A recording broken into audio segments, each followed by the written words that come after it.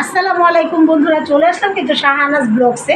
তো যাই হোক বন্ধুরা, অনেক দিন পরে আমি আজকে একটা ফল পেয়েছি। আমরা কিন্তু ছোটোবেলা থাকতে এই ফলগুলো কিন্তু আগে স্কুলে থেকে মালা বানিয়ে বানিয়ে বিক্রি করতো স্কুলের সামনে।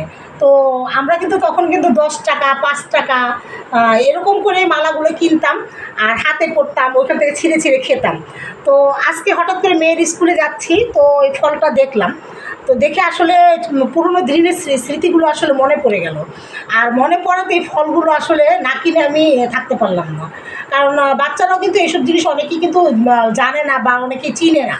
তো সব ধরনের ফলই কিন্তু বাচ্চাদের আমাদের চিনানো উচিত, কারণ সব কিছু ওদের চিনানো দরকার। এই কারণেই যে কোথাও গেলে হয়তো বা কোনো কিছু খেতে ইচ্ছা করলে ভয়ে হয়তো বড় খেতে চাইবে না, ভয় পাবে যে না এটা কি না কি খেয়ে আবার মরে টরে যায় নাকি।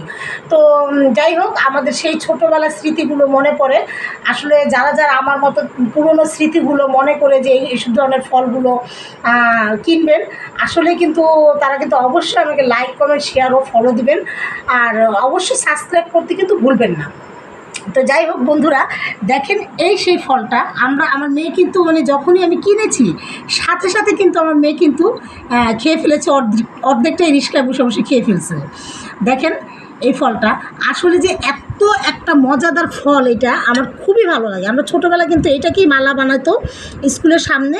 তো মামা বলতাম ওনাকে, ওই মামা আর কি মালা বানিয়ে বানিয়ে রাখতো। তখন আমরা এটা 10 টাকা 5 টাকা এরকম করে, ছোটো মালা 5 টাকা, বড় মালা 10 টাকা এরকম করে খেতাম।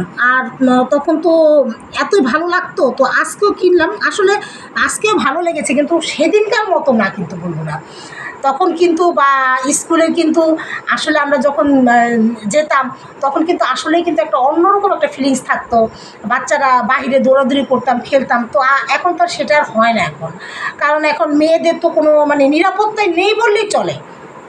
তো আমাদের মেয়েদের তো আমরা এখন স্কুল থেকে নিয়ে আসি, দিয়ে আসি। আর তখন কিন্তু আমাদের বাবা মারা কখনোই আমাদের এত পরিশ্রম করেনি যে স্কুলে দিয়ে আসবো আবার নিয়ে আসবো, এটা কিন্তু কখনোই করেনি তারা আমাদের ছেড়ে দিচ্ছে। আমরা নিজেরাই 2-3 জন বন্ধুবান্ধব নিয়ে আমরা স্কুলে চলে গেছি, আবার ছুটি হলে আবার চলে আসছি।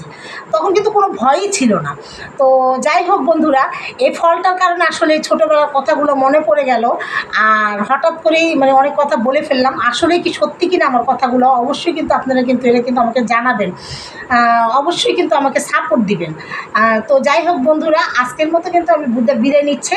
সবাই ভালো থাকবেন, সুস্থ থাকবেন এই কামনাই করছি। আর বেশি বেশি শাহনাজ ব্লগসকে আপনারা অবশ্যই সাপোর্ট দিবেন, সাবস্ক্রাইব করতেও কিন্তু ভুলবেন না। তো আজকের মতো বন্ধুরা বিদায় নিচ্ছি। সবাই ভালো থাকবেন, সুস্থ থাকবেন এই কামনা করছি। আল্লাহ হাফেজ।